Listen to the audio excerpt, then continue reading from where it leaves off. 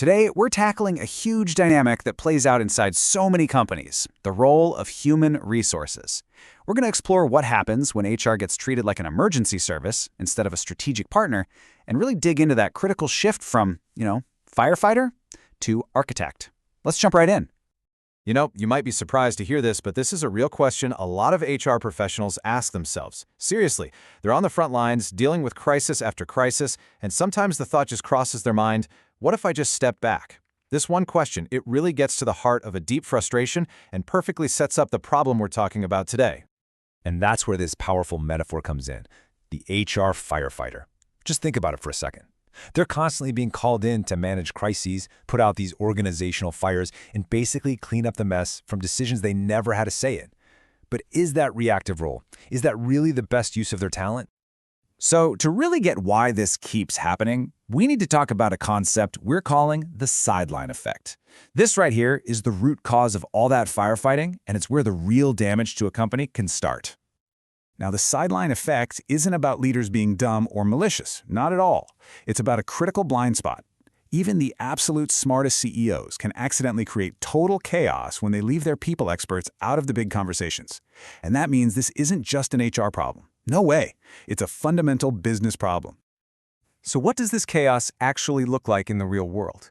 Let's dive into two cautionary tales that show you the real and often hidden cost of sidelining your HR team. Okay, first up, we've got a story from a mid-sized tech company. A brand new CEO comes in like a tornado, right? Just determined to make a huge impact, immediately. And he decides to do it all without even talking to the HR department.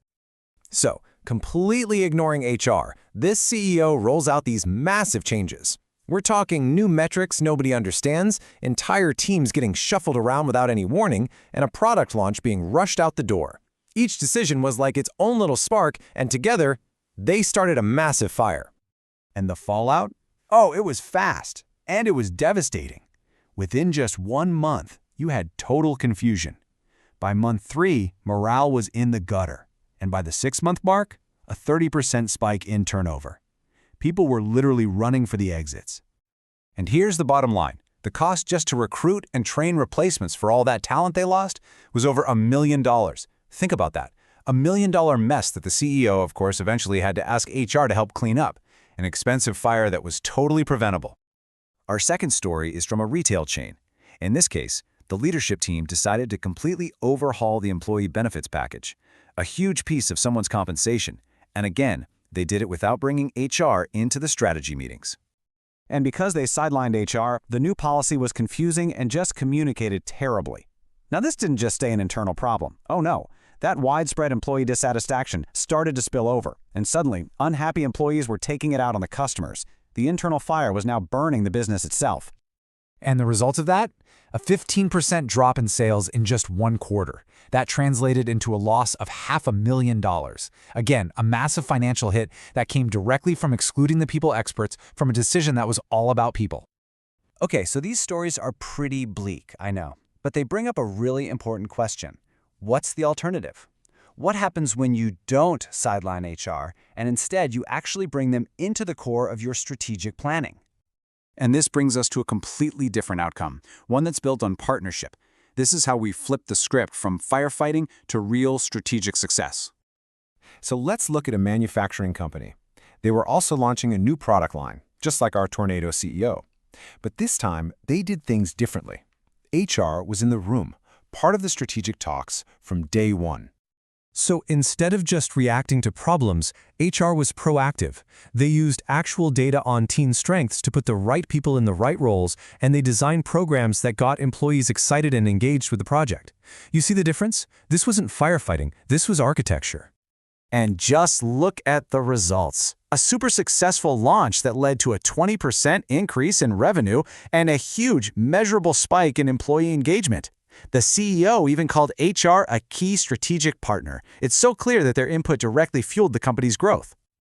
All right, our final story comes from a financial services firm that was facing a major and potentially really disruptive restructuring. This is another situation that could have easily turned into a 5-alarm fire.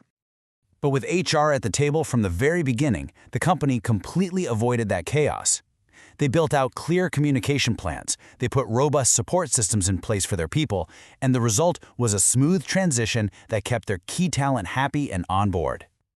By preventing that kind of mass exodus we saw in our first case study, the company saved an estimated $300,000 in potential turnover costs. This wasn't about putting out fires. It was about fire prevention. So let's just put it all together. I mean, the contrast couldn't be more clear. On one side, when you sideline HR, you get chaos, high costs, and you lose great people. On the other side, when you include HR as a true strategic partner, you get success, high retention, and actual financial growth. The choice seems pretty obvious, right? And this brings us to the ultimate shift in mindset. We've got to stop seeing HR as the team that just cleans up the ashes and start seeing them as the architects who help design a stronger, more resilient company from the ground up. So what's the big takeaway for any leader watching this? Well, it's a simple 3-step blueprint. First, invite them to the strategic table before you make the big decisions. Second, actually listen to and leverage their unique insights on your people. And third, co-create the future of your company with them as a true partner. And that leaves us with one last really crucial question for you to think about. Take a hard look at your own organization. Is your HR team constantly running around with a fire extinguisher? Or are you giving them the blueprint and the tools to help you build what's next? Because honestly, the answer to that question could define your company's future.